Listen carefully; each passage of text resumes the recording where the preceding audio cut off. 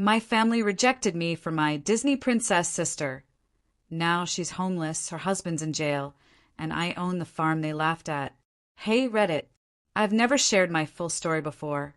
It's long, painful, and might sound like a soap opera, but I swear every word is true. And if you've ever been the forgotten one in your own family, this might resonate with you. Chapter 1. The Pretty One. I, 29F, was born first. Brown eyes, average height, average face. A normal baby girl. 2 years later, my sister, now 27F, was born with bright blue eyes, porcelain skin, and white blonde hair. I remember the moment my mother held her for the first time. It was like something changed in her. As a kid, I didn't understand it. But now I know my sister fit their fantasy. They always compared her to a Disney princess. She was Elsa, Cinderella, and Aurora rolled into one. Everyone doted on her. She got praised for breathing. Every small achievement, a school dance, a smile, and a family photo, was treated like a royal event. Meanwhile, I was the helper, the invisible one. I cleaned up after birthday parties, helped her memorize lines for pageants, and was told, "You'll never be like your sister, but you're responsible, and that's good too." They never said ugly, but they didn't have to. They said practical, plain, serious. At 16, when my sister got a makeup vanity and a new phone, I got a second-hand laptop and a long speech about how real beauty is inner strength. Chapter 2. The Last Straw. I got into college with a scholarship, the only one in my family who even applied to a university. But on the day of my final scholarship interview, my mom insisted I skip it to accompany my sister to a modeling shoot in another city. I cried. I begged. She said, "Your sister has a chance to make it big. You'll figure something else out." That night, I stayed up in a cheap motel holding my sister's extra dresses while she posed for a camera. I didn't even get to eat until 11 p.m. My sister didn't even thank me. And I missed the interview that could have changed my life. That was the first time I ever truly hated my family. But I still stayed until I met Dee. Chapter 3. The Farmer Who Loved Me. Dee, 30M now, was unlike anyone I'd met. He wasn't smooth or flashy. He didn't own fancy clothes or drive a shiny car. But he listened. He remembered things I said. He made me laugh. He asked me questions no one in my family had ever cared to. What do you want to do? What makes you feel alive? He worked on a goat and poultry farm owned by his uncle.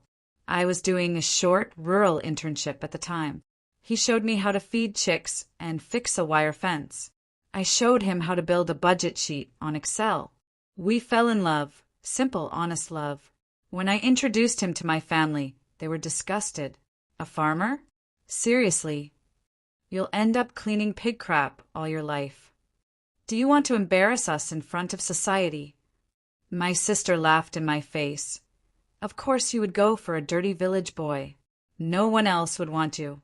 That night I packed my bags. I left a note. I blocked them all. And I left. Chapter 4. Dirt and Dreams. The first year with Dee was hard.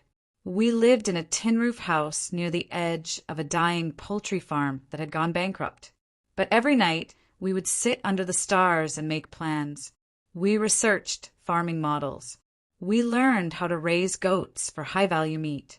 We studied how to run an organic egg business. Then we got lucky, or maybe smart.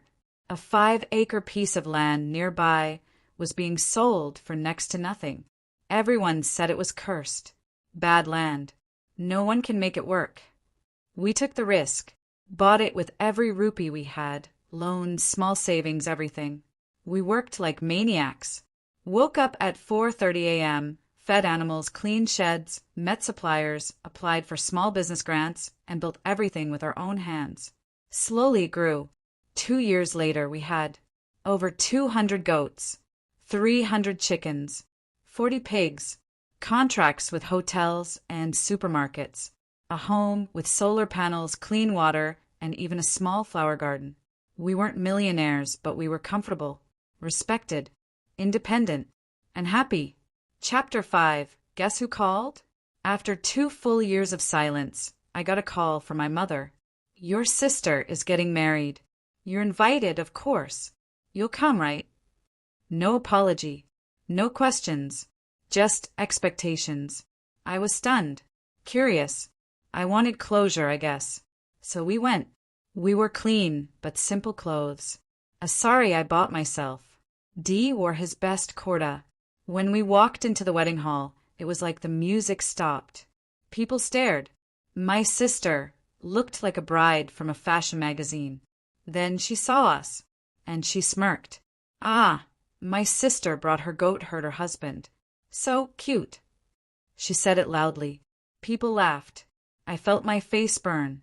Dee squeezed my hand. We stayed for barely an hour. Chapter 6. The Mask Falls. 2 weeks later, they visited our farm. All smiles. All fake warmth. I later learned that my sister's new husband had lost almost everything investing in a failed e-commerce business. He had used up their savings and borrowed heavily from my parents. The wedding was a front. They were desperate. Suddenly, our farm didn't look like pig crap. It looked like a gold mine. They offered help. Said we should expand together. My sister even asked if she could stay for a few weeks to get mental clarity. Then she began flirting with my husband. She wore revealing clothes around him, called him at night, brushed against him. Once I caught her whispering, "You could have done better than her. You're stuck with leftovers." Dee told me everything. I didn't even yell. I just packed her bags and told everyone to get out. They screamed, called me ungrateful, selfish. My mother cried. My father cursed me. I locked the door. Chapter 7. Jail and Justice. Days later, I caught my father trying to break into our grain storage in the middle of the night. I called the police. My sister's husband assaulted an officer during questioning. He's now serving 6 months in jail. My family disowned my sister when they realized she was no longer useful. She's now homeless, sleeping in shelters, wearing used clothes, still blaming everyone but herself.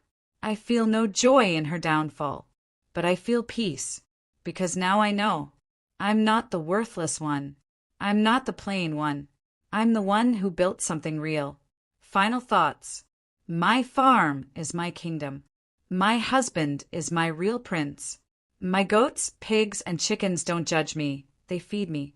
My family may have rejected me because I wasn't shiny enough. But now they're in darkness, and I'm surrounded by light. And I built it all from the mud they threw at me.